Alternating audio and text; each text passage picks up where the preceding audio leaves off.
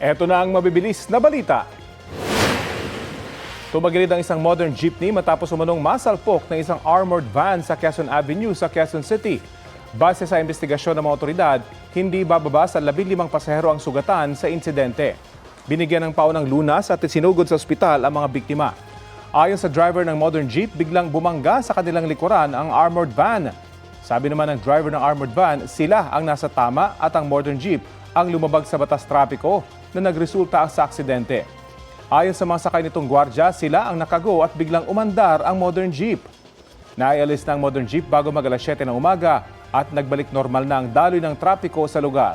Patuloy pa ang investigasyon ukol sa insidente.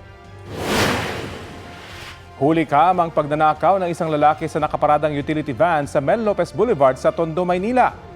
Sa video, kita ang pagpasok ng kamay ng lalaki sa bintana ng sasakyan na bahagyang nakabukas.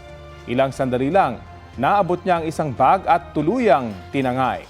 Ayon sa barangay, madalas ng problema ng mga residente ang 20 anyos na lalaking nakuna ng video. Hindi siya formal na naireklamo dahil hindi nagsasampa ang mga biktima sa oras na nabawi ang mga ninakaw sa kanila. Inaalam pa kung ano ang laman ng bag na ninakaw at kung may dati na bang kaso ang lalaki.